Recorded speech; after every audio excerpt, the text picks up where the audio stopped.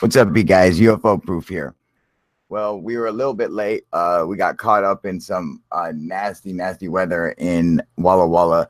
We went through a fog bank, which basically took us down to like 5 miles an hour, blocked out the sun. it was like 1:30 in the afternoon, man, and the sun was completely blocked out from the. I mean, you couldn't see.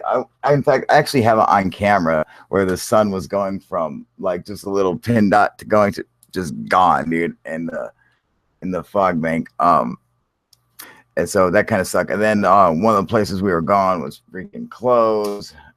This store, and it was fucking. It was bullshit, dude. But you know, I was so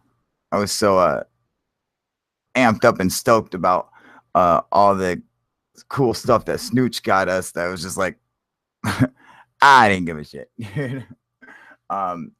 But we are back now, and so I won't get the link for everybody.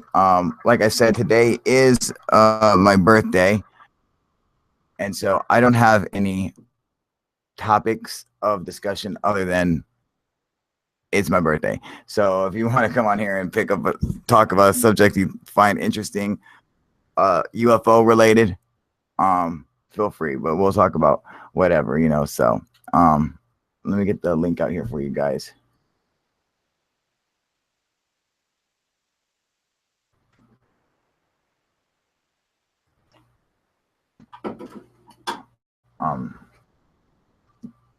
What's up, buddy? You can grab a pop if you want. Okay. Got my boy Ben here. What's going on, Sean? What up, Paul? Smooth Virus, how you guys doing? Oh yeah, no shit, dude. What up, UFO, bro? How you doing, brother? Paul, doing good? So chill, everybody. Smooth, feel free. Come on, here is the link right here. Come join me for my birthday, and we're gonna discuss whatever. I don't really care. It's open topics, but let's try to keep the cussing, even though I've already been cussing. We'll try to keep it to a minimum, but it is my birthday, so yeah, like, you know, I'm obviously gonna cuss a little bit. And if we do any smoking or anything, anybody, or drinking, do it off a camera like my boy Ben is doing, you know. If we could do that, that would be fantastic. Just because you know how these assholes have been lately. So pull this up. Come on down. Thank you, sir. Say what's up, Ben. What's going on, guys? So yeah, that was quite a crappy adventure we were on, dude. Yeah, you know, that really sucked, man. You know, like we went all the way out there, and we were going to the store, and had to stop for a couple other places, and the main place we went to was closed, and we're like, crap, and the weather was so crappy and shitty and just foggy and dark, and it was kind of nice here. I didn't expect to drop down that hill and go into absolute darkness. Yeah, it's like we went down the hill, we saw the fog like coming at us, like it was like a wall, dude. We're like, oh crap, dude. And we went into it, man, and it just slowly, we watched the sun just go and disappeared, man. I got it on camera too. What's going on, Sean? What's going up, Sergeant Chill? How you guys doing? Hello, happy birthday. Oh, I forgot. I gotta turn on the stereo. So I only caught part of the show earlier. I had to just watch it now when I got off. Say it again, buddy. I couldn't hear you. I was working earlier, so you know I was only moderating and watching back and forth as much as I could. And that's okay. I finished the video here at home, and it's pretty impressive. That's a good birthday, huh? Shit, hell yeah, dude. Tell me about it, man. How cool was that, man? That's gotta be top 5, maybe top 3 birthdays ever. Oh yeah, dude. No, I mean for real. And not only that, because dude, go check your door. You know, I was like, dude, like you couldn't script that out, dude. I mean, that was so perfect, man. That was unreal, man. You know, oh, so super cool, dude. Yeah. You know, happy birthday to your squashed tomato and stew. What? What? It's got to be like a European thing or something. Right? Sean, what is he talking about? You know what that means? What happened? Squashed tomato. He's just Says messing happy with you. birthday. That's all I can say. Oh, obviously can't he's cuss. messing with me, but I just don't. Robert, he's saying, one of the comments says, happy birthday to you, squash, tomato, and stew. Rhyme. Happy birthday to you, squash, tomato, and stew. Maybe. Yeah, I guess. Is that it? Maybe they'll make you a custom birthday card with sprinkles and school glue. Some elbow macaronis, man. There you go. Right. Golf man, what up, golf man? I see you got some nice presents. Good on you. I'm grabbing some bud. Oh yeah, absolutely, man. Did I bring this up on the live chat? Where What's up? the shamans in South America and Central America we know they were taking ayahuasca, but what if they were having? Hang on, Sean. Hey, what up, Orchestrated Madness? Hello, sir. But you got something echoing, dude. We all know the rules. You ain't running the mouth on mute. Keep it on mute. Yeah. Is that mucho better? Thank you, Robert. Yeah, so you might want to figure that out, brother. All right. So it's no bueno. Hello, see how it's working. Okay, I think it's good. All right, Sean, go ahead. What were you saying, brother? So we know that the shamans and such in South America were taking ayahuasca along with psychedelics. You know, they had the ganja, they had the hashish, they got all that good stuff. You know, they even had like forms of acid. So, you know, they say that when you take that ayahuasca and the DMT stuff, you start to see maybe beings from another dimension, or even if they are figments and they're not actually there. But the one saying is, you know, they see gnomes who are clockwork gnomes, and they are always working on machines and mechanisms. And I'm wondering if a lot of the architecture in South America kind of reminds me of like machinery, not stone or even architecture at all. It really just looks like machines. Kind of similar to India, but not quite. It just looks like gears to me. A lot of gear work. Yeah, I get what you're saying. And you think that there might be some kind of what up, Blank? You think there might be some kind of correlation between maybe gray aliens and what these shamans are considering to be gnomes working on mechanisms or something? Well, am I getting this right? So a lot of people have experiences after taking these drugs, and they claim to see little people who are like little mechanics. So the way people describe them is gnomes and clockwork gnomes, like steampunk. So I'm wondering if it might just be another dimension, and they're tapping into it like telepathically, kind of. Well, like the drug itself is inducing this effect, like magic sight. Let's just be plain about it, like magic sight into another. We had a discussion on this before. I mean, what if the drug itself is actually opening up a sense in your brain that's actually allowing you to receive another form of data, another way of having like a DMT experience. Yeah, like say a DMT experience is in fact, a way to open up the some kind of so you have a hearing receive another frequency. You put a hearing aid in, and it makes it so you can hear better. Okay, you put binoculars up to your eyes, you can see better. And so, what if there's a chemical that opens up a part of your brain that doesn't really work that well, and it allows you to receive information in another way. And so you can all of a sudden, now you might have the ability to kind of see. I call it lifting the veil. Telepathically. You call it Lifting what? the veil.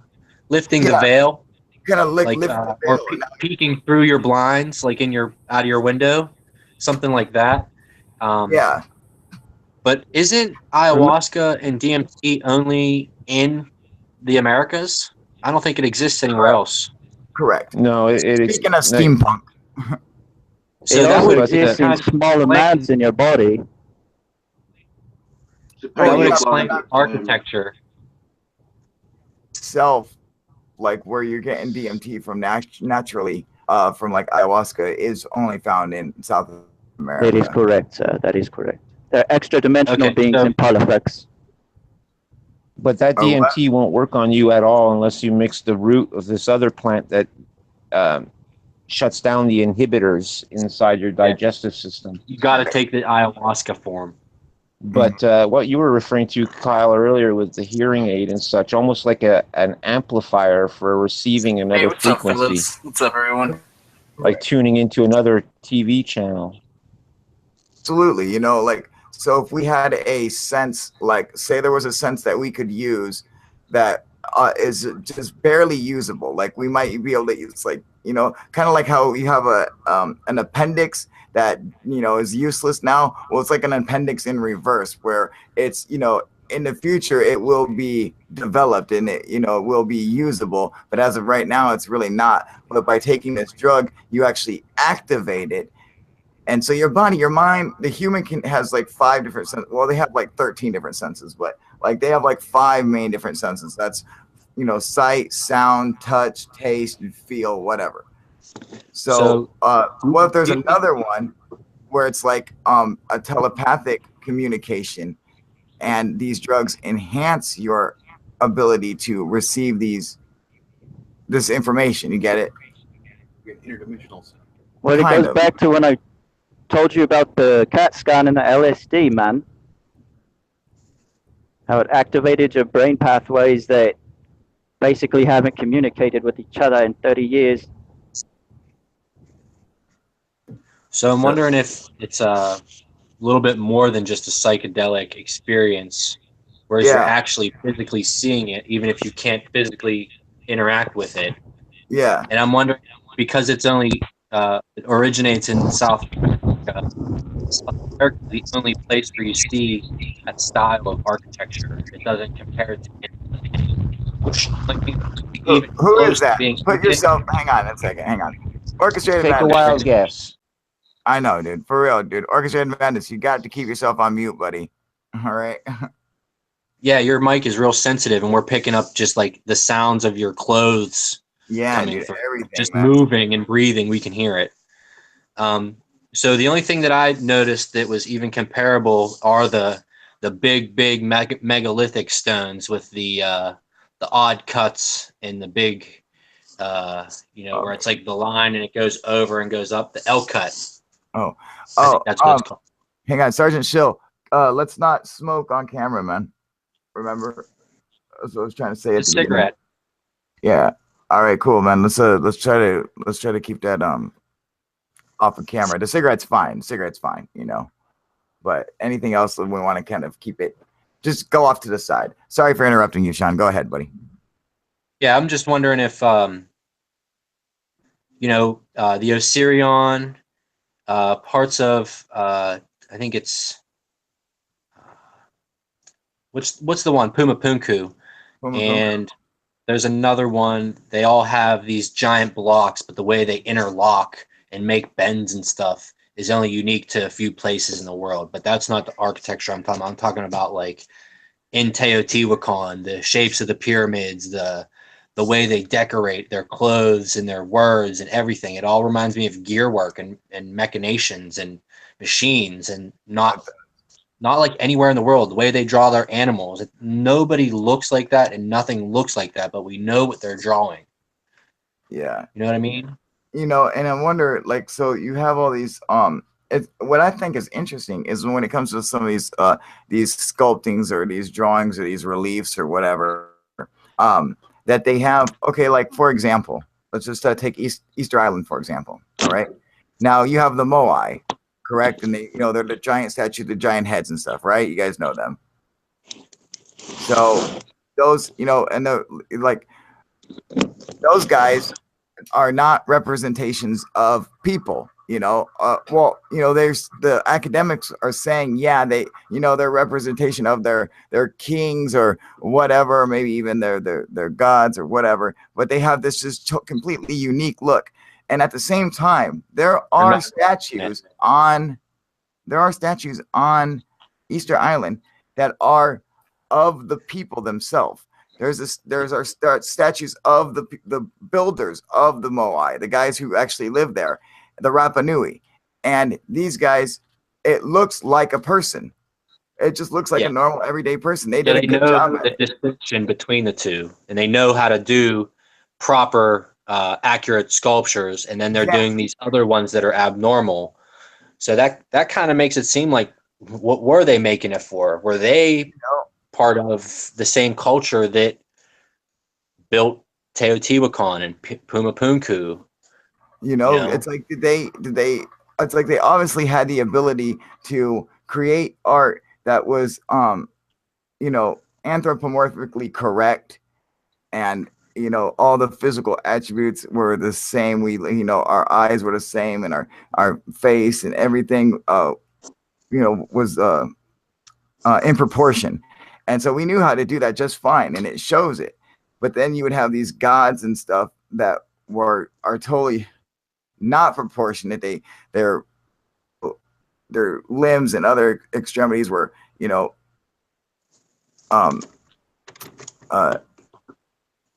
they were like enlarged and exaggerated, and sometimes they didn't even look like people. They were like the one we were showing yesterday, or they had the little guys with big, like it looked like they had big metal heads with like big, huge eyes and stuff like that. And it's like, were they depicting the people? And if they were depicting, then they were like, oh, well, they're depicting some kind of a demon god or something like that.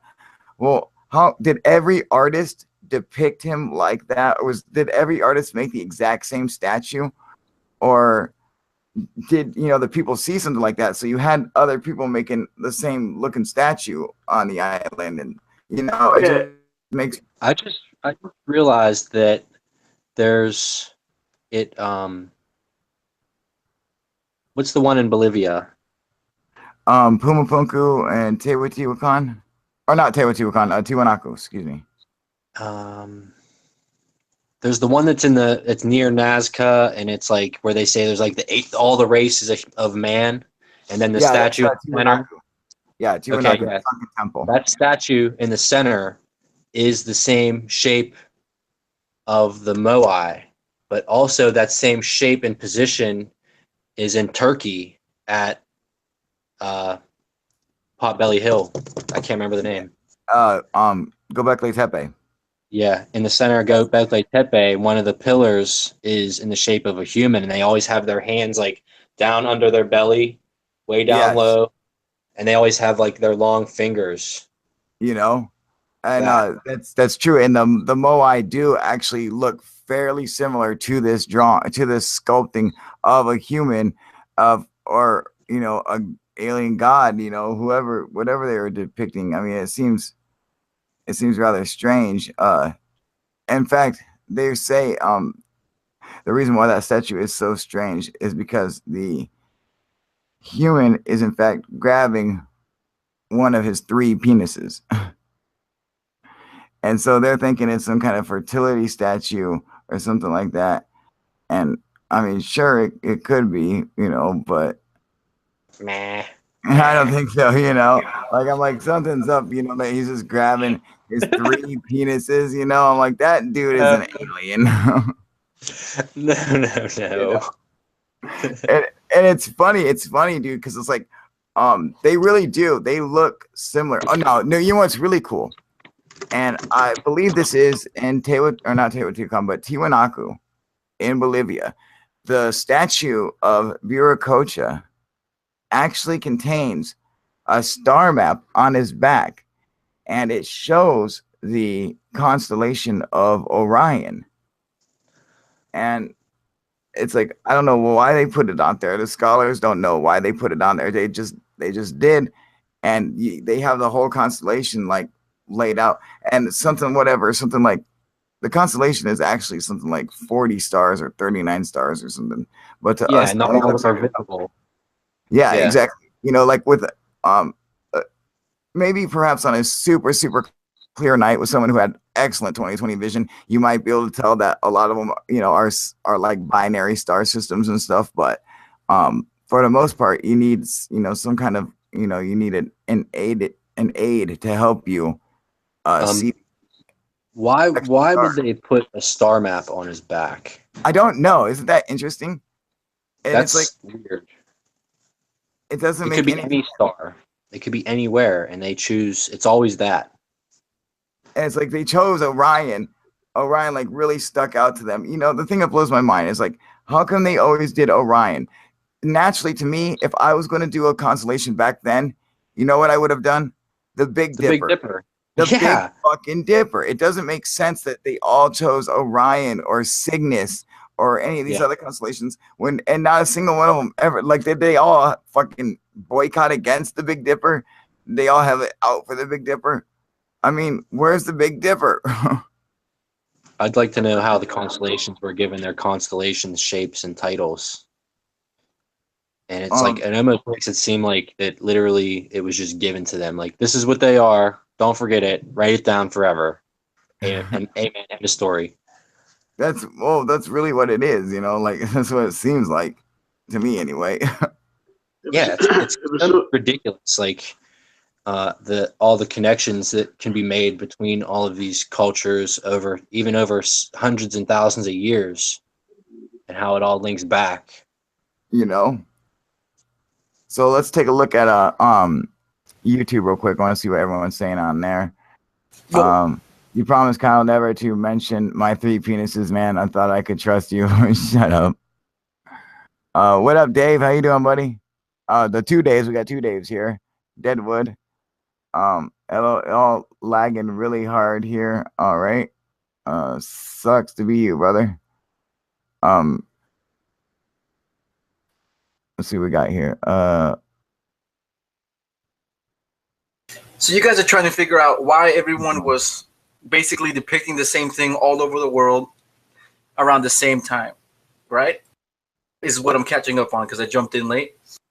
No, Blank, you missed the part. I said that ayahuasca is only in South America, and that they may, you know, the contact stories with ayahuasca and DMT, people say they see the mantis aliens, the reptile aliens, and then the clockwork gnomes are the most common one, where they always see these little people working on machinations. And I'm wondering if the shamans in South America and Central America witnessed these things and instructed their people, because the shamans were like the highest level there besides the chief, but they were above the chief and below the chief at the same time, you know? So I'm wondering if they influenced either influenced or actually were in charge of construction of a lot of the South American style, because you don't see that anywhere else in the world. Their hieroglyphs, their artwork, it's all very unique to South America, and it all reminds me of machinery. It's plausible. I mean, to me, it looks like we did have a world civilization at one point. We cannot refute that. We can just go back to the story of King Nimrod and the Tower of Babel. That's one primary example. So at some point on this planet, before the continent split, you know, at some point we were Pangea. Maybe we were around at that time of era. We just are unaware of it at this current time, or is just being suppressed. Either way, there was a global civilization. We all had the same building patterns all over the world. You can clearly see that with the pyramids.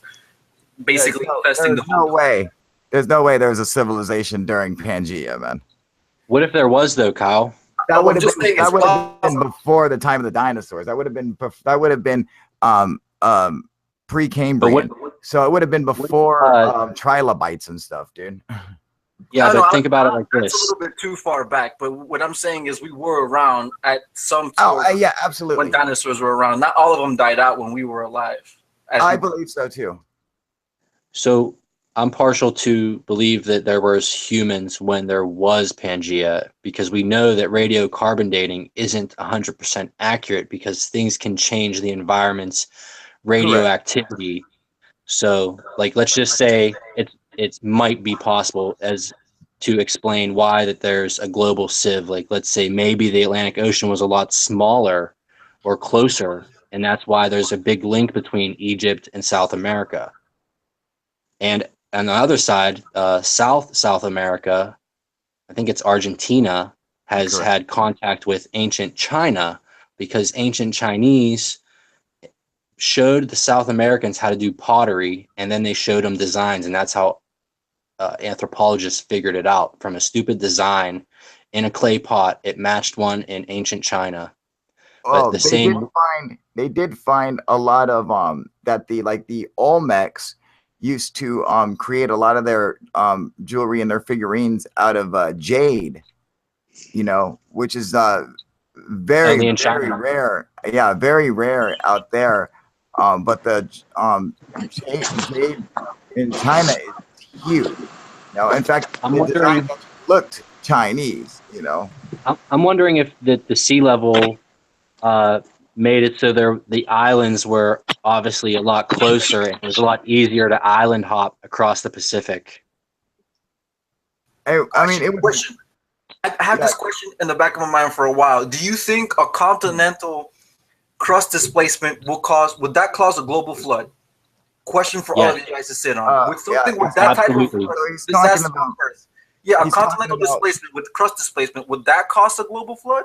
He's talking about Charles Hapgood's theory on Earth crust displacement.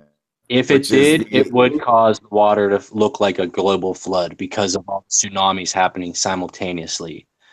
But I'm 50-50 on crustal displacement. But if it was to occur, the water would obviously be displaced over the land, causing multiple tsunamis all over the place at once. So it would appear as a full global flood. Sea level rising is what you're saying.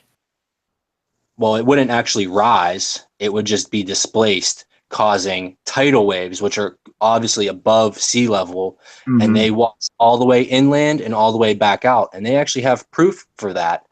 And some of these archaeologists and geologists find full chunks of land that have been washed all the way away. I can't remember the guy's name, but I saw him on a documentary dealing with Crete. I love Crete. So Charles Hapgood developed this theory of Earth crustal displacement, and what he says is that the Earth's crust would shift all simultaneously. So say that you had Antarctica filling up with ice until, like right now, what is it, like a mile thick worth of ice?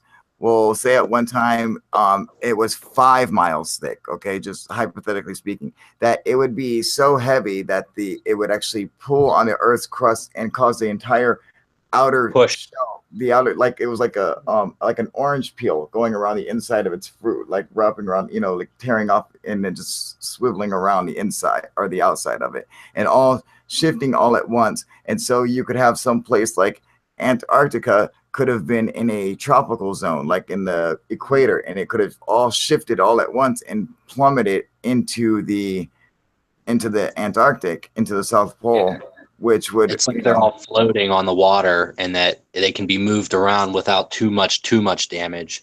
But that's the people that think Atlantis is Antarctica, which I'm kind of partial to. It would make sense. It's really close.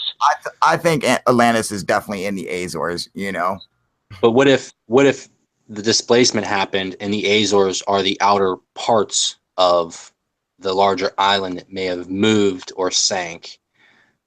But Antarctica is really close to all of the continents, which would cause them to have global influence. That's why today we don't allow anyone to actually take it, even though we kind of run the shit. Yeah, but that's not true, dude. Anybody can go to Antarctica at any time. No, Everyone I mean, says that, you We're- know, we're- no, we should that's all not what look I into mean. it as a group, and I'm pretty sure we're going to find varying answers in terms of the type of leisure that we have in Antarctica. you can go and do anything you want in Antarctica. There's nothing stopping you, dude. It's not owned by anybody. The only thing stopping you is when it's 140 degrees below zero. In terms, Yeah. of, in terms of It's opinions, owned by the council. You But- know, We all I thought agree it was they always know Bermuda what- Triangle or Antarctica for Atlantis. what's up? Go ahead, Nick. Sean. No, say what you said. We want to hear that. Before, my original theories were definitely Antarctica. It's definitely my top two, so we have two. And then I thought it was down here in Florida where the Bermuda Triangle is, the Devil's Triangles. But it looks like there's multiple Bermuda Triangles on the planet, so I wasn't sure. So my two hunches right now are Florida, by where I'm at, this coastline area where Atlantis is, or definitely Antarctica for sure. I wonder why would these triangle places, why would those matter for? We're talking about Bimini Run, the Bimini Road that goes toward the Bermuda Triangle, which people say the catastrophic event that happened that sank Atlantis is the reason that there's a portal there now. Yeah, but why would the other triangles matter? Well, the other triangle is the Devil's Triangle, and it's No, that is the Devil's Triangle. To me, I think the simple explanation for the triangles in the water, I think they're just sunken pyramids. That's, to be honest, No, and that's well, what's causing the anomalies. Why does it have to do? What do the triangles have to do with the Antarctica, Atlantis? No, he was Because- saying those are his two theories. One is Atlantis is Antarctica, or two, Atlantis is in Bermuda. And I thought the Devil's Triangle was in Japan. No, that's the Dragon's Triangle. There's too much emphasis put on triangles, these Bermuda triangles, in my opinion. You take any 3 points, and if they're not in perfect line, guess what? It's a triangle. Correct. And that's Damn you! fucking geometry. We look for them. Yeah, no, I agree. I think that although I have to disagree with the whole Atlantis is in Antarctica theory. Actually, I disagree with the Earth crustal displacement theory. I don't think there's enough evidence to actually support that happening. I thought it was an debunked theory. It could have been debunked. I hadn't researched into it that far, only because I didn't see enough supporting evidence to say that, for me to keep on researching into it, that it had any kind of validity to it. I would say however, it may have not happened. I would not count it out of the realm of possibility because our planet is a strange motherfucker. Oh yeah, I wouldn't count it out of the realm of possibility.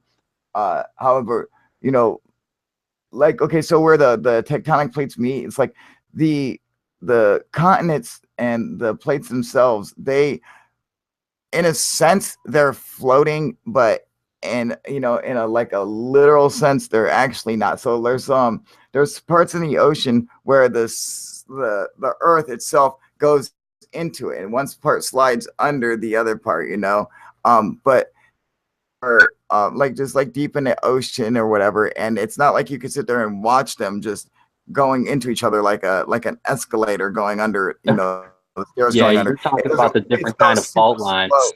Yeah, they're fixed. They're fixed, and they do move. They do pour into each other, but it's a very slow process. So it's not like. How do you feel about OPARTs? Oh, I think they're super super-interesting, man. And so like the hammer that was buried in rock, and they broke it open, and there was a hammer, and then there was a figurine in like a mile down coal mine or something like that inside a chunk of coal.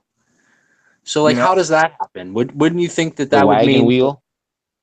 Wouldn't you think that would mean that there was possibly, let's say, a civilization that amount of time ago, and that the escalator just went down and it folded it down into the next fold, and just keep the top layer becomes the bottom layer, just like recycling.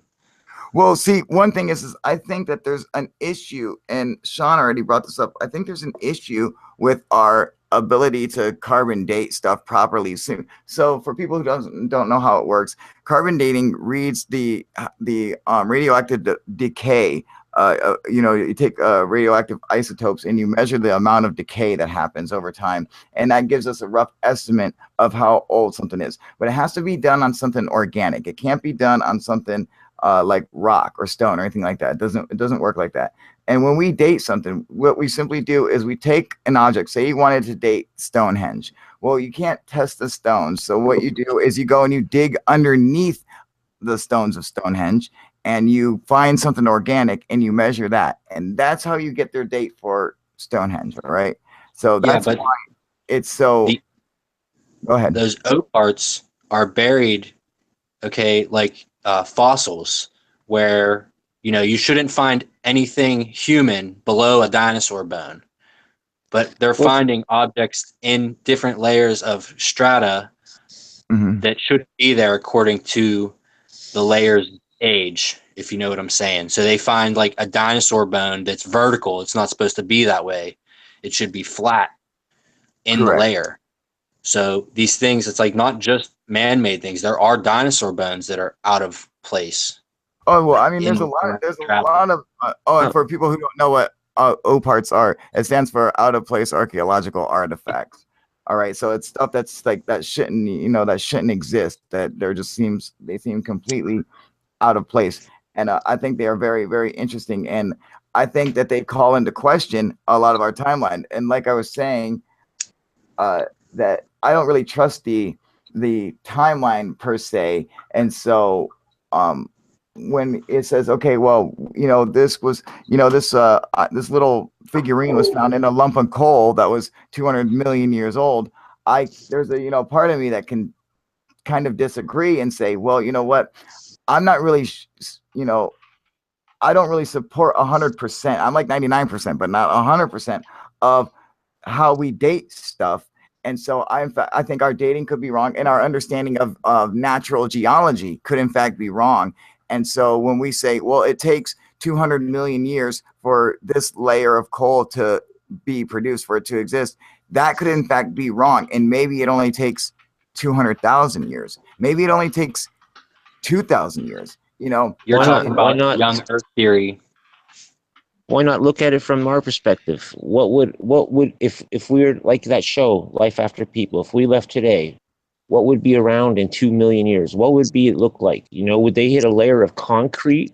You know what I mean? In 2 million years from now, when they dig down 150 feet, is that what's going to be left? Are they going to hit patches of asphalt as a resource, in a future civilization? Because everything is going to I don't think layers build up over time. It's not like the Earth's growing like a tree and the rings are the layers. Like there can only be so much material because it's a planet and it's not a growing object. I mean, I guess it could. Obviously, it is an object that is alive and it is in motion and it's constantly changing.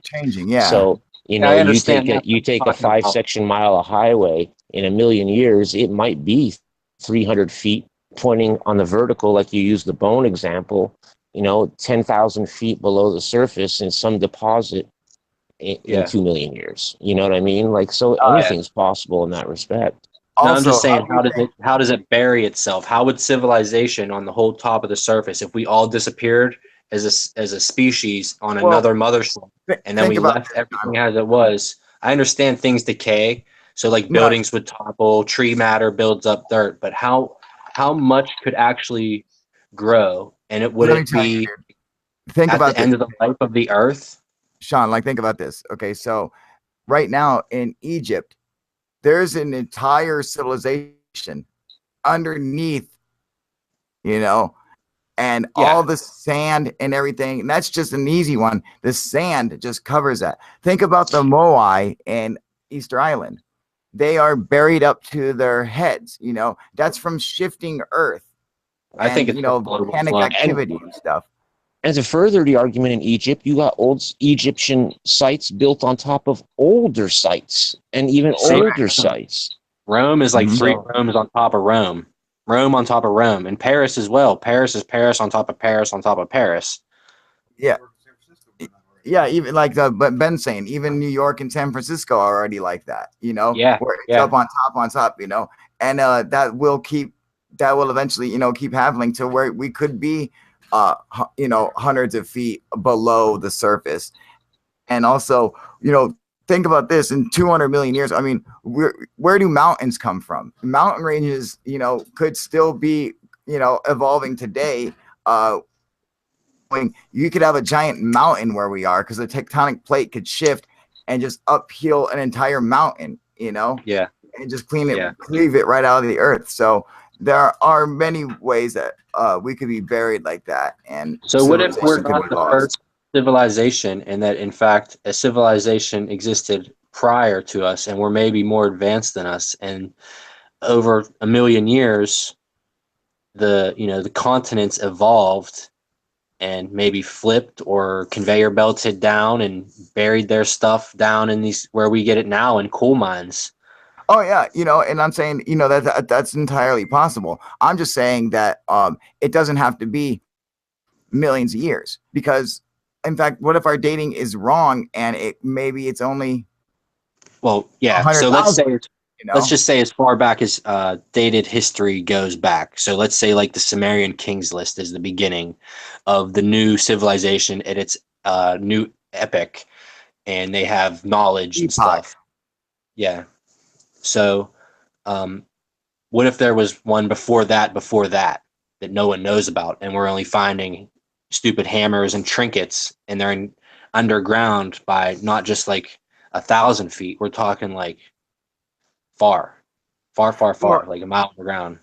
I mean, it could very well be. I mean, and I like that you brought up the King's List, because I like to touch on that subject for a second, man.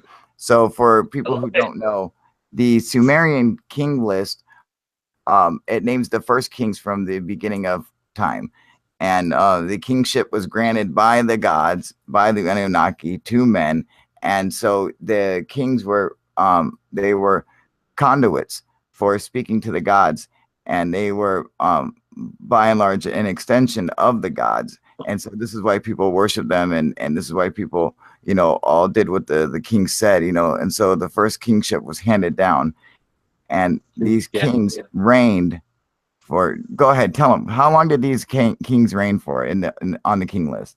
I think it's 30,000 years, or is that 30? the Egyptian list? That's like the average for 37,000.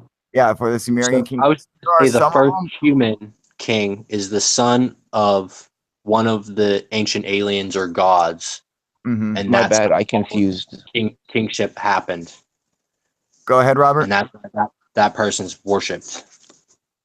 No, I had confused the king's list between what you guys were talking about, the Sumerian one with the Egyptian one, because you had said years, and I was saying like 34 to 37 is what it says. But the Sumerian one, I believe some of these kings even reigned for a period allegedly of over 100,000 years. Correct. And also the facts. Egyptian king list does the same thing. When it goes back to Zepi, all right, they're kings just like in the Sumerian king list, and also just like in the Bible, their kings lived thousands and thousands of years. So you have 3 different ancient sources and ancient texts that are actually 4 or 5, because also in the Hindu scripts, in the Mahabharata, and the any of the Rig Vedas, and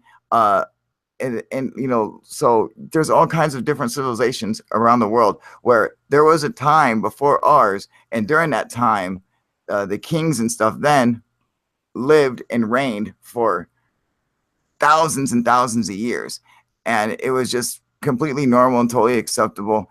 And right before us, like in the Ice Age, all the kings and stuff and people then lived like an average of like 1,000 years.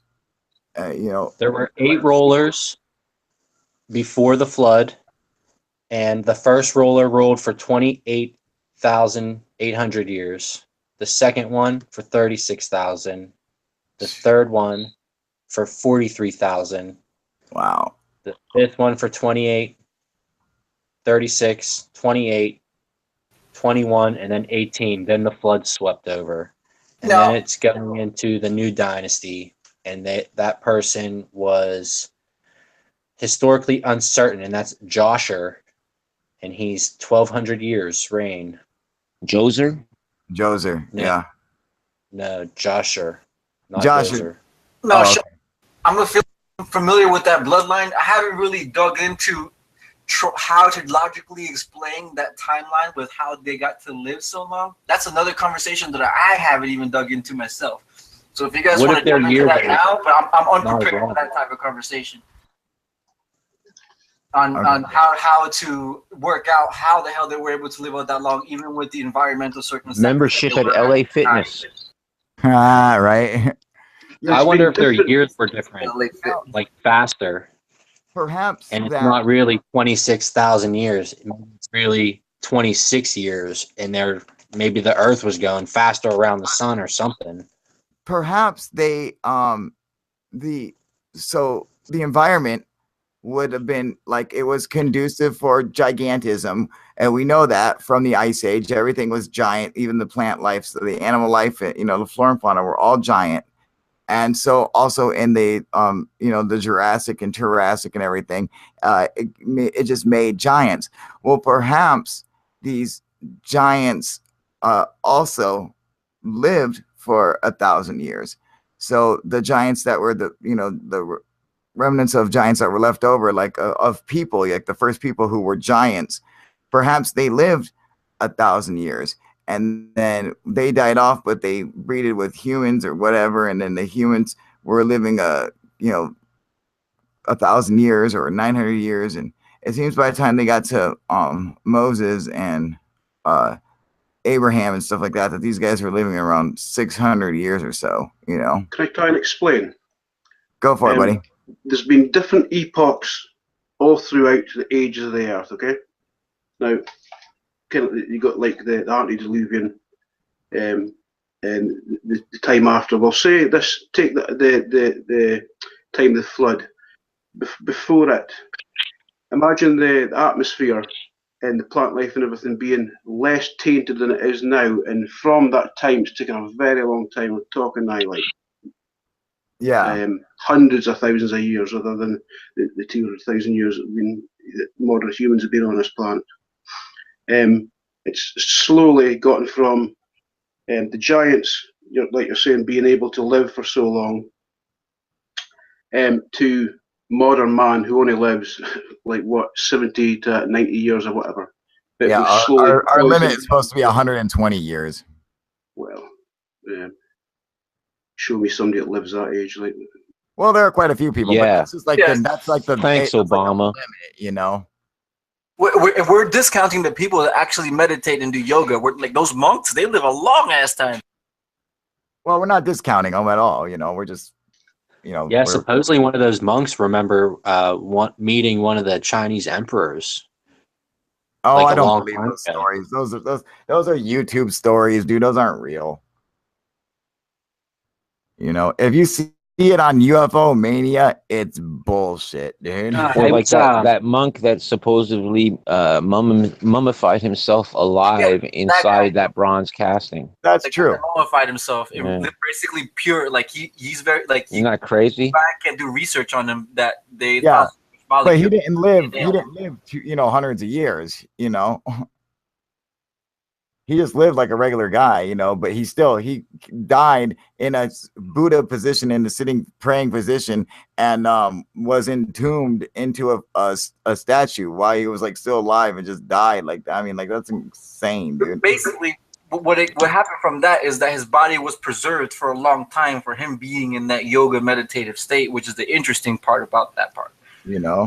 Well, if you read up the story, he apparently was quite emaciated prior to death, and he went through I'm not going to say the length of time because I don't remember it, but an extensive length of time of preparation, fasting, and such to put himself in this state for that death, which is quite incredible when you think of it, because all these steps that he took naturally would naturally mummify the body. He was literally petrifying while he was still alive prior to his death. Wasn't he drinking like iodine and all kinds of weird stuff? Some weird stuff, yeah.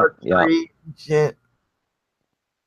It's probably ancient knowledge passed down to people within his kin that we don't even know about till this day. Suppressed knowledge that just gets handed down between dynasties. You know, it could be shit like that. You know, there's a lot of things that we still don't know yet that is being held from us on purpose or because we haven't uncovered it yet.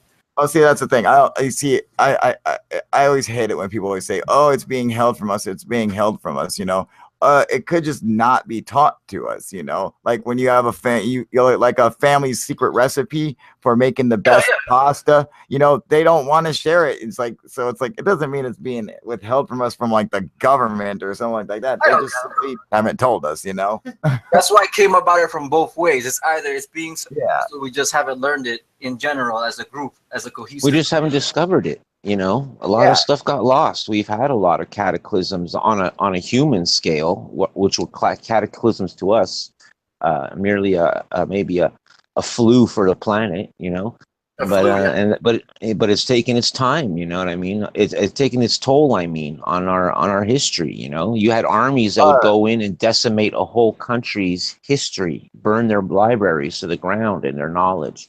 All right, Sean. Sean said he'll be right back. One thing I want to mention that I think is well, hang on. Smooth Virus is saying no geological evidence for a global flood either. That's not true. I've actually seen quite a bit of evidence for geological or geological evidence for a flood. In the 400-foot rise in the sea level. All over the world, I've seen it, and you know, and true academics are out there studying it and making these claims. Not myself, you know. So I have to disagree with that. But anyway, moving on. I want to touch on a subject real quick. Speaking of all this ancient stuff, one thing that bugs me is that if you come up with a theory or a hypothesis that goes against ancient alien believers, okay, and ancient civilization believers, like we all are, goes against it, people will freak out on you and lose their minds and say, no, it's impossible. Everything is it's too heavy to lift. It's too ornate to you know, we could have never made something so perfect and blah blah blah blah blah and all that shit. And it always blows my mind because it's like just because somebody comes up with a theory that, you know, hey man, there's a way that like I have my theory on Pumapunku and how it could have been constructed. And in fact, I show the evidence at the site of Pumapunku and explain my theory. And I think it's a very well thought out theory. And I think it makes a lot of sense. I think it would absolutely work. And in fact, I think the theory is correct.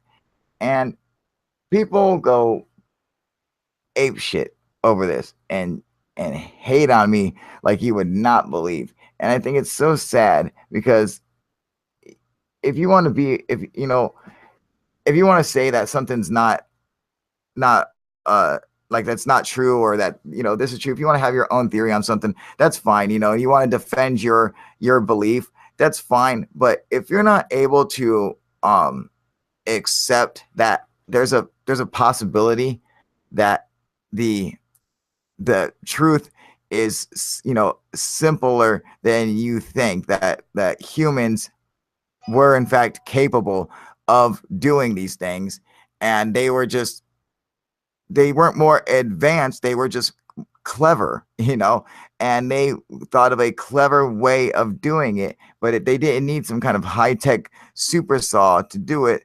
They just did it with something very primitive, but you know, because they are so incredibly clever, they figured out, hey, let's do it like this and see, and it works. And they're like, oh, all right, cool, let's do that, you know. And to us today, it looks impossible, but to them, they're like, well, hey, we figured it. We've just figured it out. It doesn't have to be, you know, something so far advanced that humans can't do it. Like, I hate it when people say, oh, humans can't have made Pumapunku. Yeah, we could have. We did. It's there.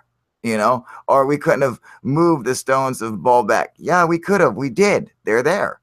You know, like all these things, like, unless you want to say that aliens came down and built it, you know, then it was definitely Homo sapiens. And even if you want to say, okay, well, yeah, but we had a super advanced culture. Well, yeah, of course we had an advanced culture. Look at the stuff we were building. You know, of course they were advanced. so advanced that they couldn't have done what they did, you know. And I think it's not giving humans in a whole enough credit. And I just want to point that out because I had someone saying that shit to me earlier, and I was just like, I think I need to point this out. Go ahead though, continue. Two things. All right, go ahead, Robert. Go ahead, dude. Okay, I have to agree with you, man. People saying that, oh, we can't build that today, you know, with that precision. Yeah, we can. Do we want to? No, we don't. Yeah. We don't want to put the time and money invested into it. But yes, we can. We can. And the second point was with Pumu Punku. That's the H blocks and such, right? Yes, sir. Theory on its destruction, because it's at like what, a 14,000 foot elevation in the mountains. What do you think toppled and destroyed that whole plaza?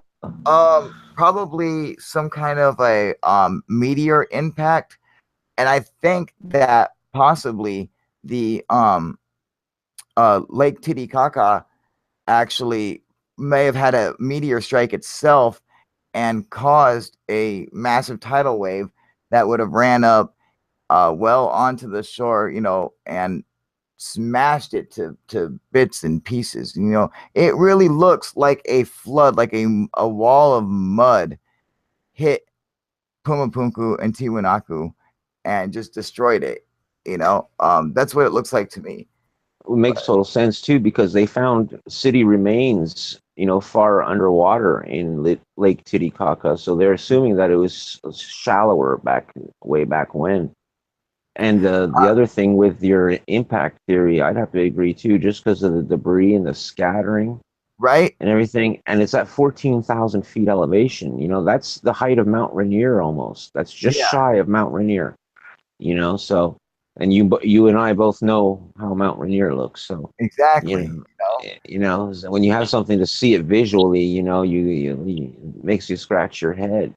But now, one thing I think is interesting ahead. about Pumapunku, and tell me what you think about this, Robert, is the fact that you have Tiwanaku, which is you know, a sunken temple, and it's about, you know, 200 yards away from Pumapunku, okay, and but its construction is a completely different method. They use completely different materials. They had a completely different artisans constructing everything. And Pumapunku is so enigmatic.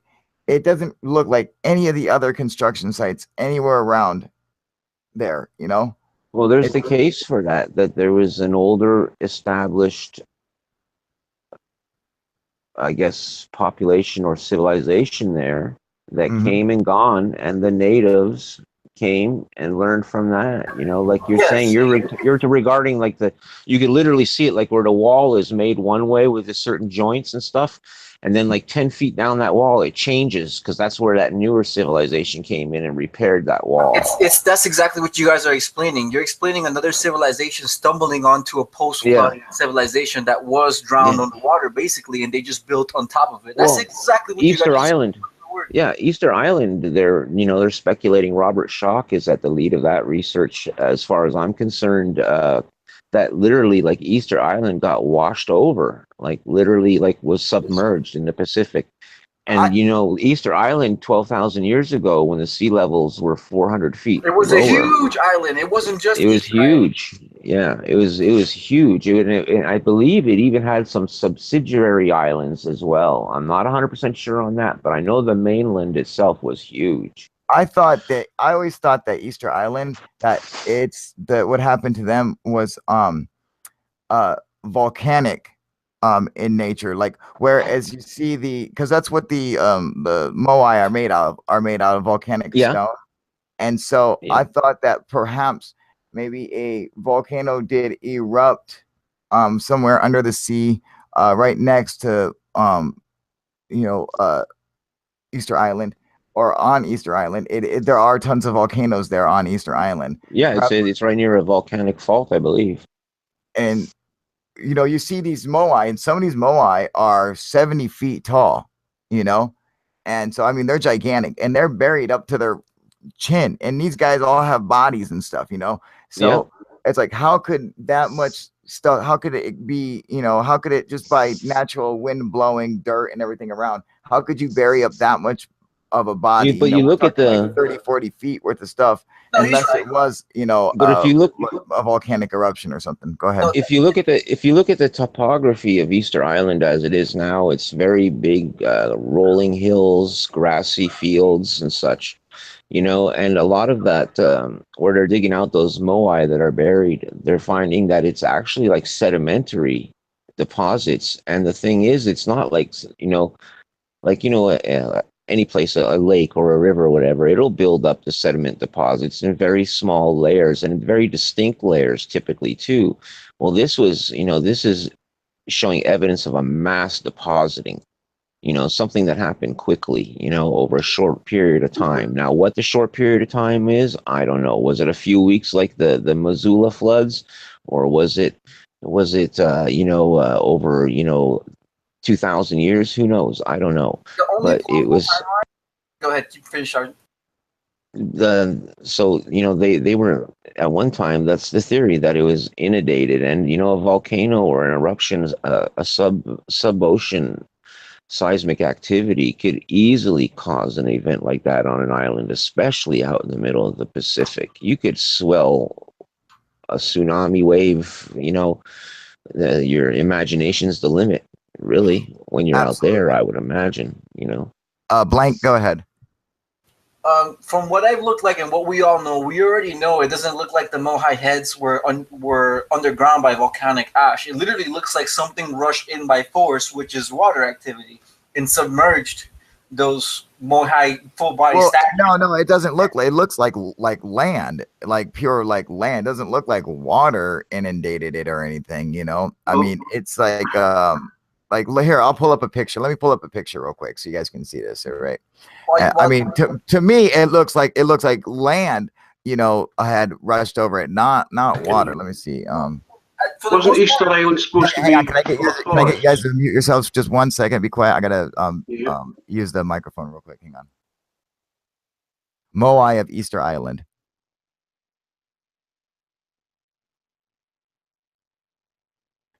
All right, go ahead. You can take it. Or were you afraid you couldn't spell it? Oh, I couldn't spell it, dude. No, it's just faster for me to do it like that. We're on the same page, at least to some global flood did happen. Because I remember not too long ago, I don't know, we talked about the global flood, but this conversation wasn't happening. But at least now we're on the same page. Whatever happened to those Moai heads, some sort of flood happened. I don't think this was a volcanic displacement kind of action. It doesn't look like it from everything that I've looked at it so far in terms of... Okay, hang on. Let's see here. All right, so let me show you. What up, Smooth? How you doing, buddy? Here, let's take a look at this. I'm gonna share my screen real quick. So, okay, there we go.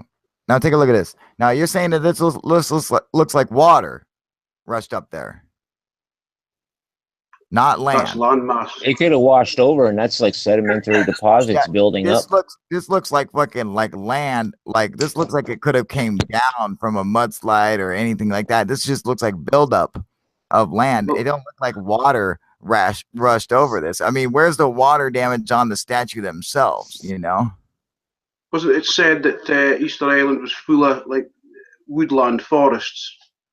Yeah, they cut it all down, Well, deforestation causes if you take a tree out of the land, the root system dies, and the root system is what holds the land in place. Yes, you'll get a landslide.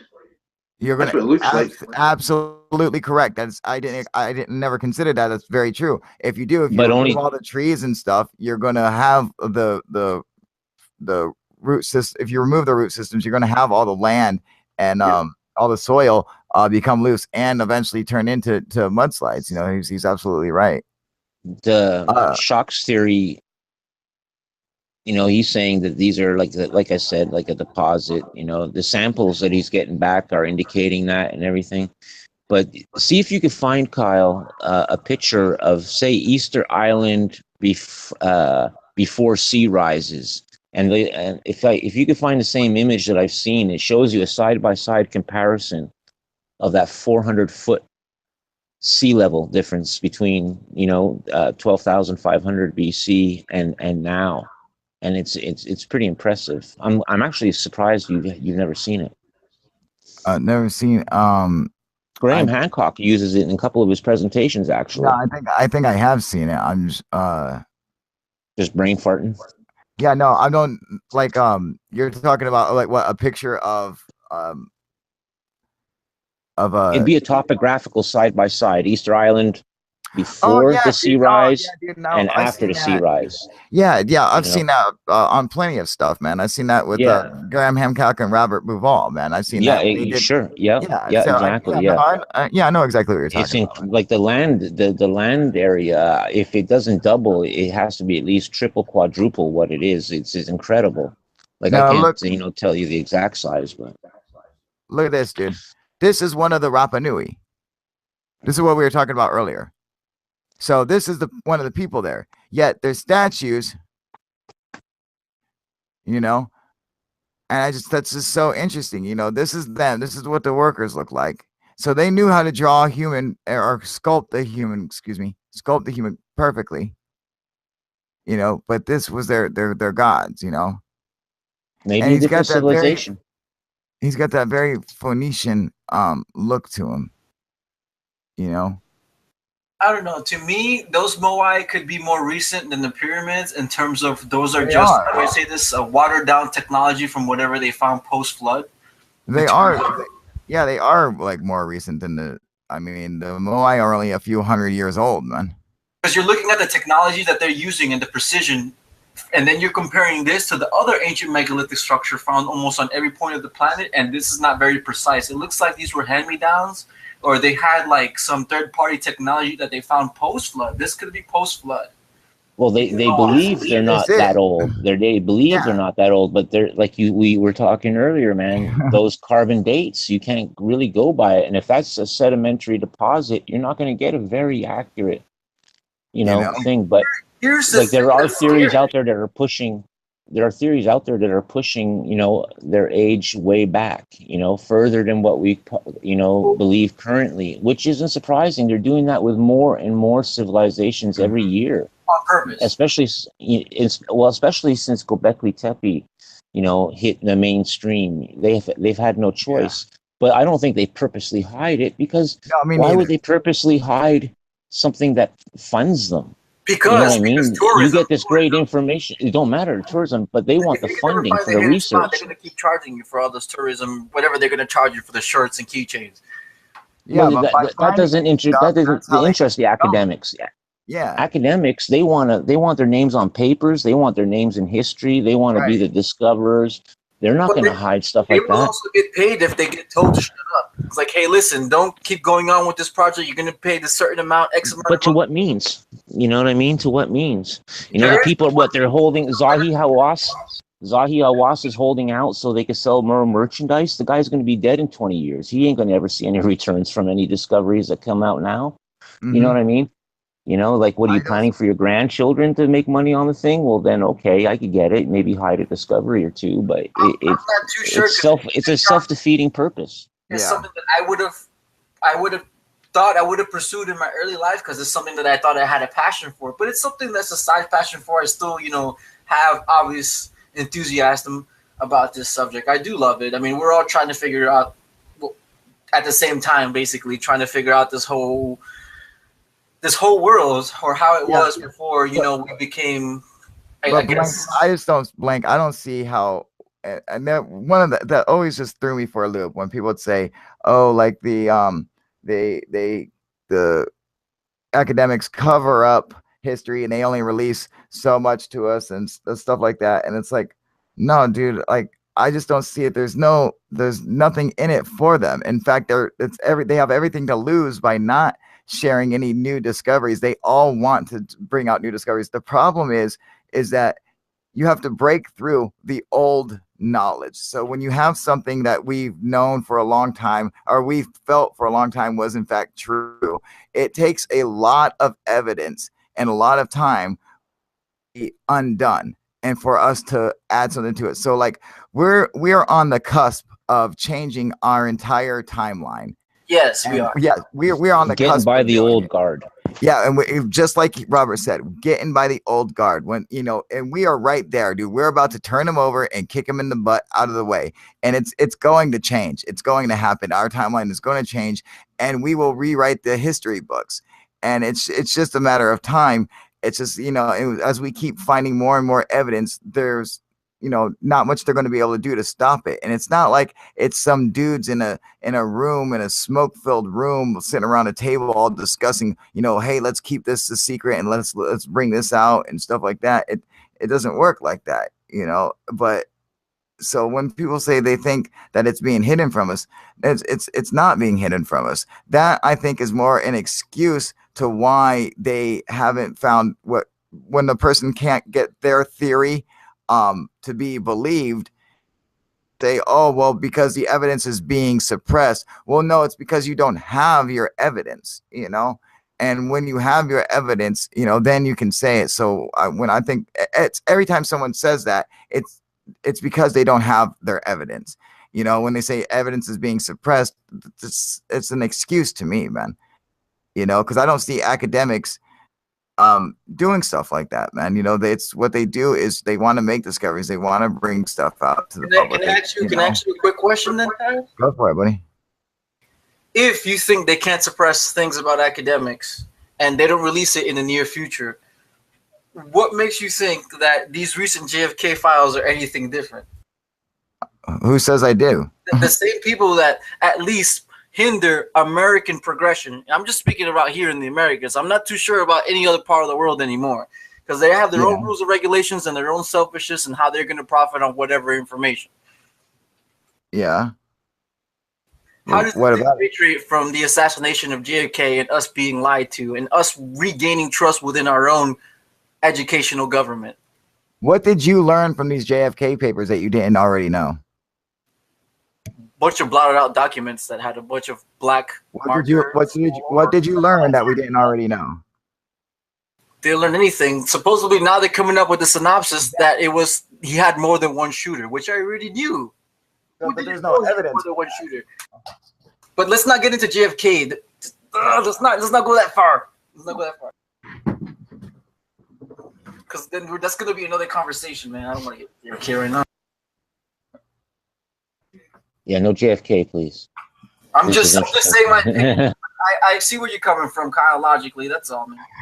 Yeah. Just trying to figure this shit out. I'm not trying to get into another fucking. So I went to go wake up Ben because he passed out over here. He was snoring, and I took the duct tape and I threw it at him, and it busted him right in the dick. I'm so sorry, buddy. He was passed out and the duct tape hit him right in the ball sack, dude. Did somebody say JFK? Sorry about that. That's what friends are for, man. That's exactly what friends are for, right, buddy? Happy birthday. Unlocking information. How much have they known about what's under the sands of Egypt? And we're just finding out now. There's so much that has to be rewritten. I think it's a little different, you guys. I've been sharing this whole time. I'm sorry. When it comes to Egypt, I think it's a little bit different because with Egypt, I think that the Egyptians, basically the Arabs, basically just took claim to Egypt when it is fact not theirs. And if you dig and you keep finding more and more evidence, that you would find enough evidence to support the fact that Arabs were not the builders of the pyramids, and they would lose their whole prestige and their whole stranglehold over Egypt and its glorious past, whereas what if you keep digging, you keep searching, and you discover that it was in fact black people who built it and not Arabs? And I think that they would do everything they can to try to suppress something like that. I don't know why. It just seems weird because they never want anyone to dig in Egypt anywhere. It takes forever to get permission to dig for anybody. Countries all over the world apply all the time, and they almost routinely get shut down. Now, we all have to agree on that one, right? They all almost all digs, all requests to dig in Egypt almost always just routinely get shut down. I Not mean, just in Egypt. we can all agree on that, right? Not just in Egypt, Egypt's but it looks like it's Africa, becoming a main trend everywhere. What are your thoughts, Smooth? You're a bit outside my area of expertise, but yeah, I did hear you guys talking about the Zawi. Oh, there's no Hawass drones guy. in it, so you don't know what we're talking about. There's no drones and no computers. I do know geology some. Hey, dude, check this out, man. Is my bag. Smooth. Speaking of drones, check this out. I got it, dude. It's the camera. I have to hook it up, you know. And it went through some hell, man. But it's all there, man. I got all. That's a good camera. You're gonna like it.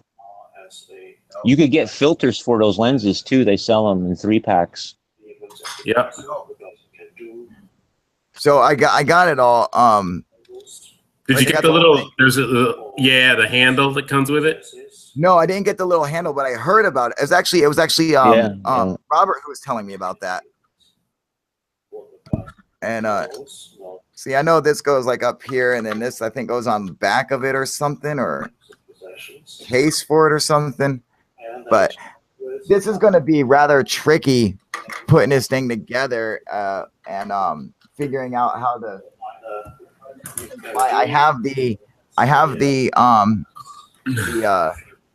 instructions, the manual of it, but it is a beast, dude. When you turn on this remote and you see all the functions and everything that's on there, I mean, it's a badass drone. Dude, it's freaking nuts, man. I had no idea that, I mean, you know, and like everywhere I read, they compare it to the DJI Inspire, you know? Oh, he's saying, you see Kyle's a dork. Oh, duh, what did you just now notice this? Are you serious?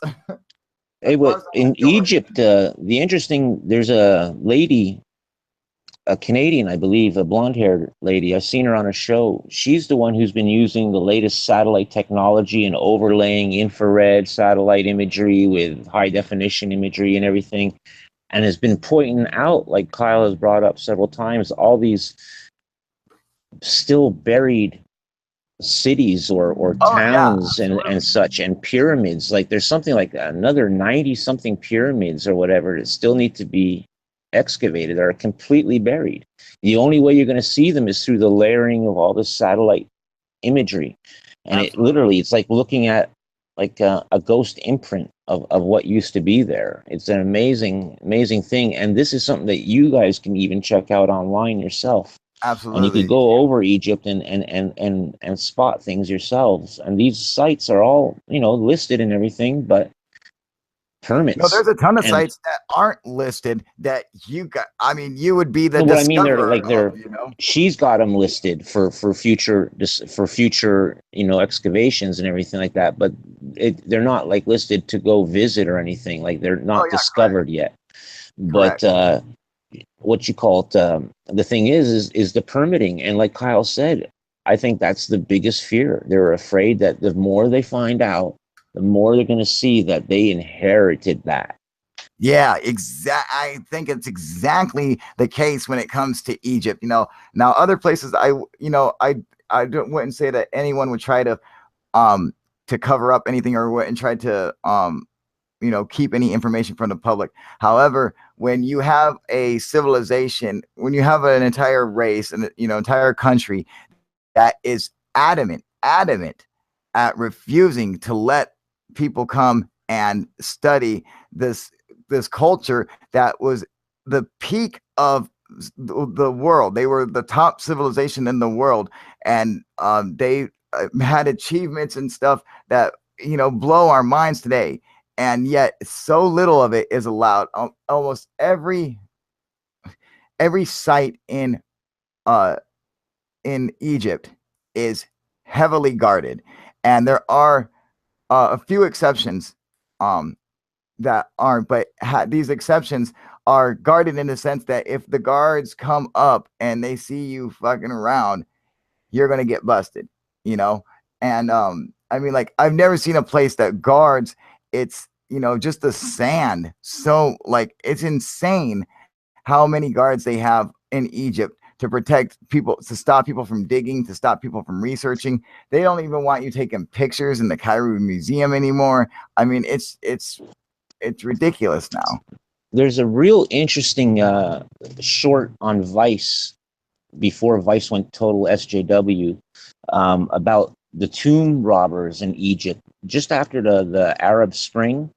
Well, there was chaos and there was mass looting and digging and theft of artifacts. Incredible. It's a really great. Happened forever. Oh yeah, but this is a real great treatment of it that Vice does, and it's highly worth watching if you ever get a chance to, if you haven't seen it already. Mm-hmm. Absolutely. It still happens to this day, doesn't it?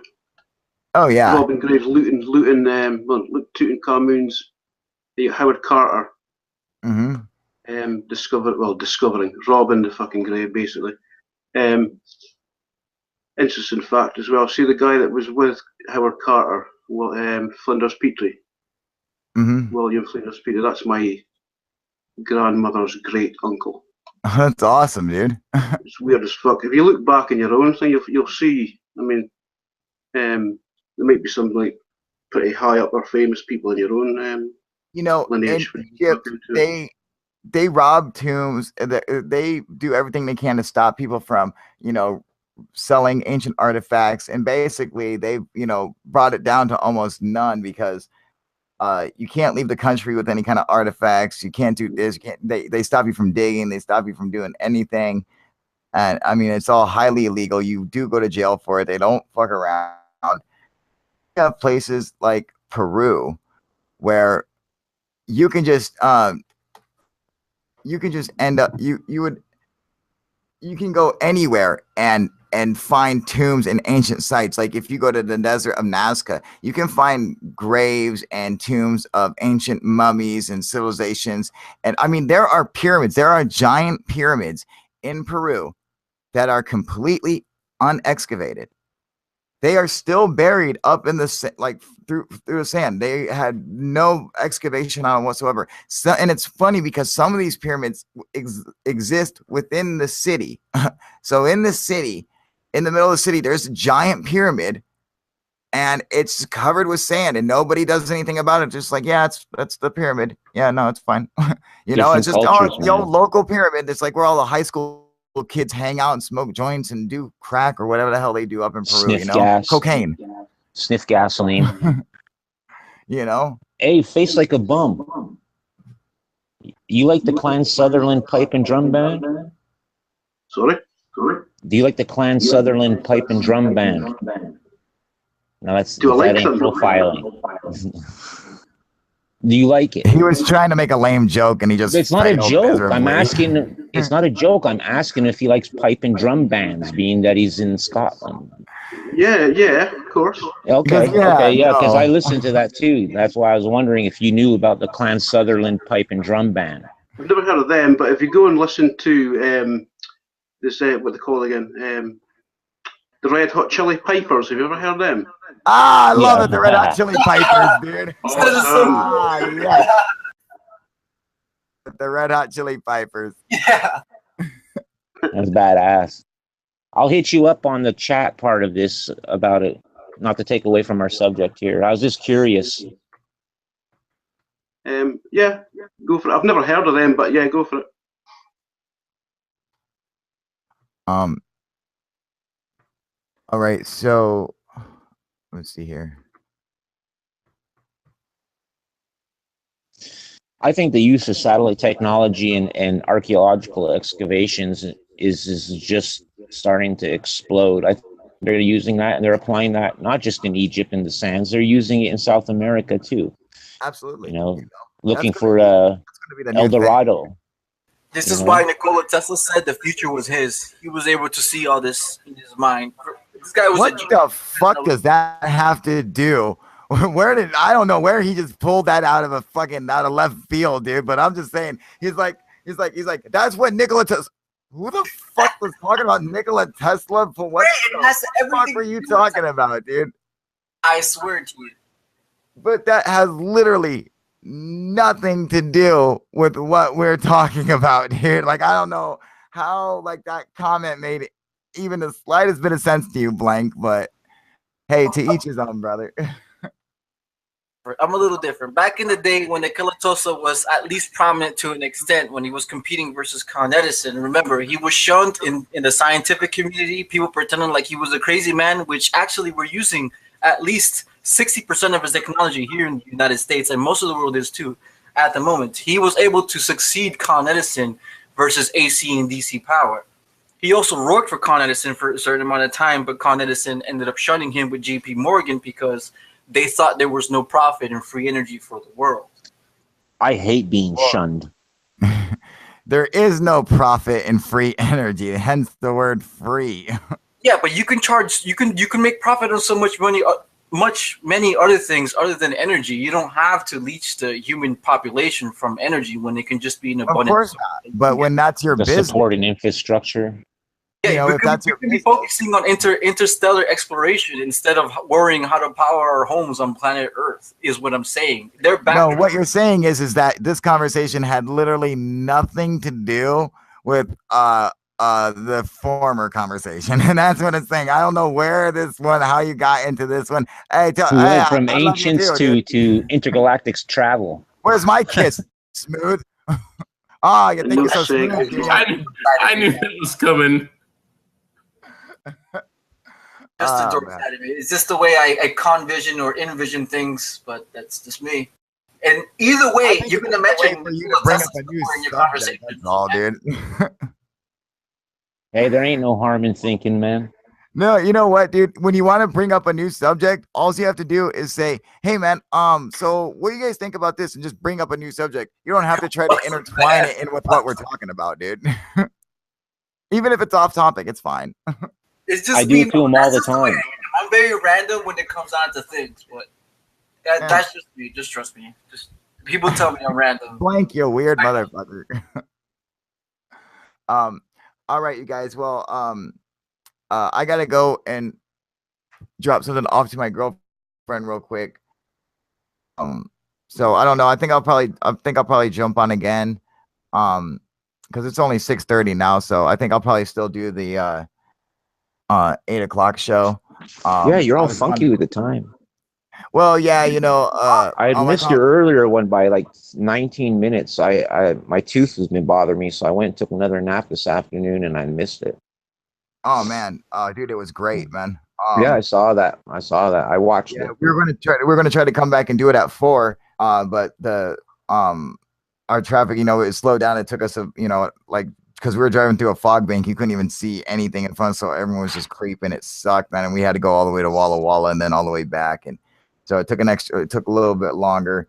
And so we said we would jump on as soon as we got back, which is what we did. But now my girlfriend is messaging me, asking me to bring her some stuff up there. She needs some like baby powder or something, and so I gotta go and bring that to her. So yeah.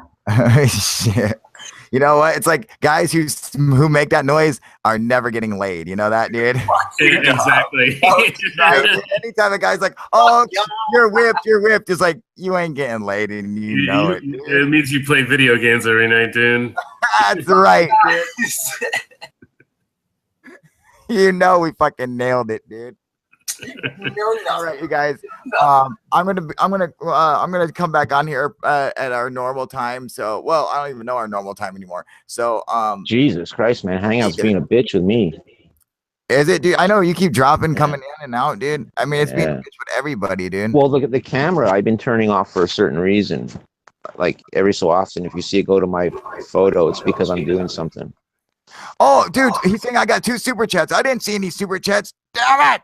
You I did. wasn't watching. You did. I saw What? it. Why didn't someone yell it out to me? Damn it! I would have if I had. I'd seen Oh, it, man. thank I'm you for the sorry. super chat. Oh, Harry Toe. Oh, thank you guys so much, dude. Oh, damn it! Now I gotta play my bass, dude. Yeah, I wasn't monitoring, man. I'm sorry. Yeah, no, me neither. I was on the I I was too busy turning off my camera. I was on that Google page, dude. I have my camera off all the time for that. That's why. I have my FaceTime on sometimes. That's a nice camera, man. Yo, I thought that was a bomb, but made of Legos, dude. Oh, What is that shit? It's a bass. Yeah. Right. I've never heard you play before, dog. For birthday for super chats, dude. You know. I heard He you plays talk with about his that shit that teeth. you play, but I never heard you play. He uses his teeth, man, when he really gets down. Oh, I love using teeth. Fucking Clive Burton. That was his name, right? The old bass player for Metallica, Clive Burton. What was his name? Clive Burton, was it? Yeah, the original Cliff bass player. Burton. Cliff Burton, that's it. Yeah. Oh shit, he's been dead since '86 or something like that. Can't remember. Yeah. That was the one that died. I remember, man. I was in right? like grade 8, dude, when he died, and I was like, "Oh no, man," because I just bought tickets for their tour. It only delayed it a month. It came in March instead of February.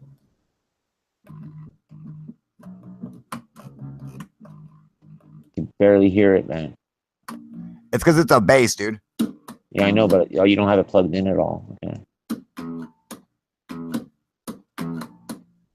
You'd be able to plug that through a mixing board through USB, wouldn't you? What's up? You'd be able to put like USB mixing board to USB for your guitar right to the computer if you wanted to, couldn't you? Yeah, I can. I can Yeah. already do it like straight to the Yeah. computer. Yeah, you know. And you know, I have a recording and stuff. mixing board software on the computer. You know, that's actually how I make all my music is through the computer. So That's cool, man. thank you guys for the super chats, man. Yeah, that's awesome, man. I remember when Cubase VST24 was the shit.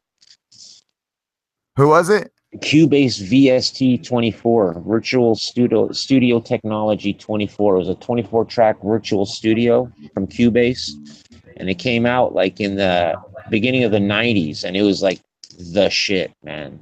I mean, the shit. But now I'm sure there's so many better ones. Oh, I know, dude. Like, you know, and it's funny because they say for like DJs, the main one is like Appleton, you know. And I gotta say, dude, you know, it's okay, but I can't stand Ableton's UI. I think it's fucking terrible, dude. It's like it's the ugliest thing to look at, dude. It's absolutely horrendous to look at. And 2, it's the most unuser friendly interface, hands down. You know, and yeah, it can do a lot of stuff. It's really powerful, but I mean, it take you 20 minutes to find anything, man. It's fucking scroll through a menu and shit. I mean, like, you know, it's so annoying. It's like Adobe. It's like using Adobe Premiere. You got to go to fucking school to learn how to use Adobe Premiere and stuff like that. And yeah, you can, most people can use, everyone can use it and do the basic stuff with it. But if you want to do anything super badass, you gotta sit there and study that thing forever, you know? And they could make it easy.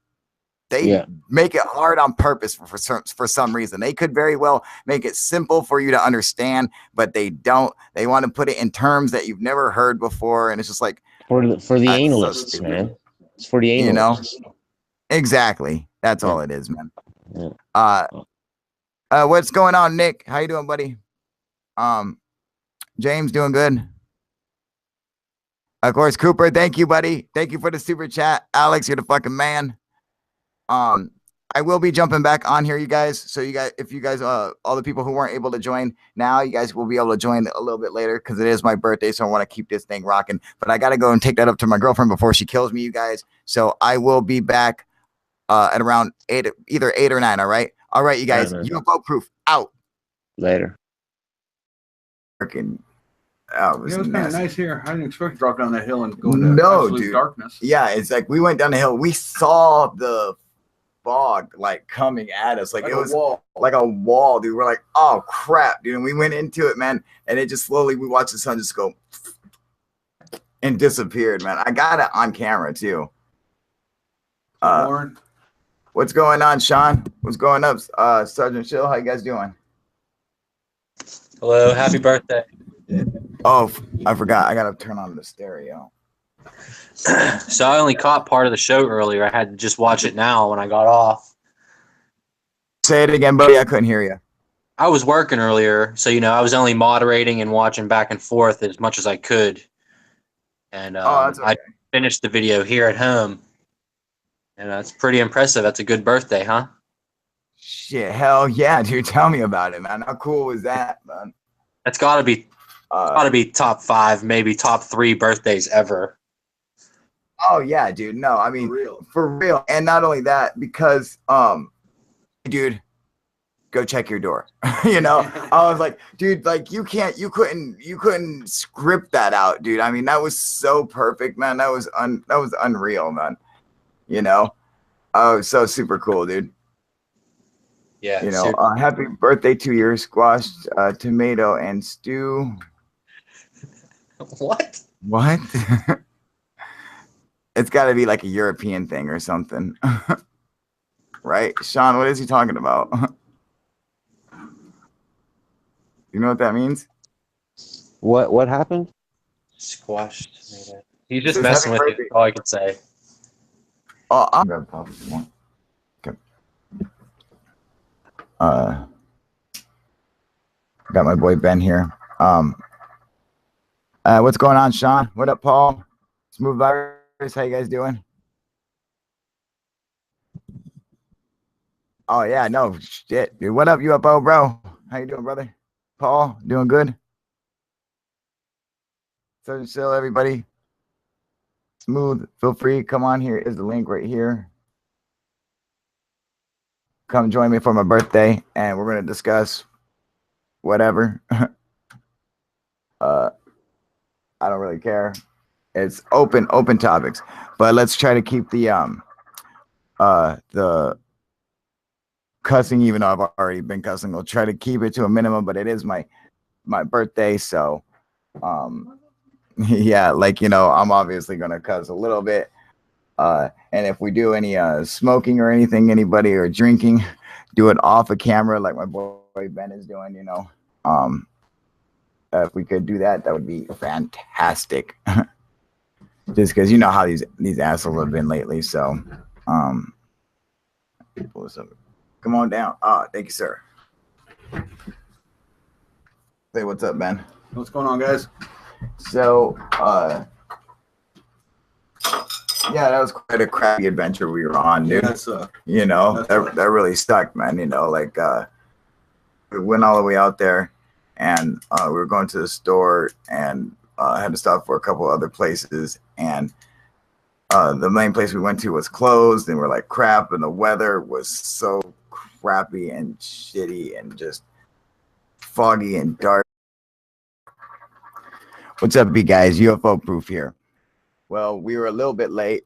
We got caught up in some nasty weather in Walla Walla. We went through a fog bank, which basically took us down to like 5 miles an hour, blocked out the sun. it was like you know, 1:30 in the afternoon, man, and the sun was completely blocked out from the. I mean, you couldn't see. I in fact actually have it on camera where the sun was going from like just a little pin dot to going to just gone, dude, in the fog bank. And so that kind of sucked. And then one of the places we were gone was freaking closed. This store, and it was fucking. It was bullshit, dude. But you know, I was so amped up and stoked about all the cool stuff that Snooch got us. That was just like, I didn't give a shit. But we are back now, and so I won't get the link for everybody. Like I said, today is my birthday, and so I don't have any topics of discussion other than it's my birthday. So if you want to come on here and talk about a subject you find interesting, UFO related, feel free, but we'll talk about whatever, you know. So let me get the link out here for you guys.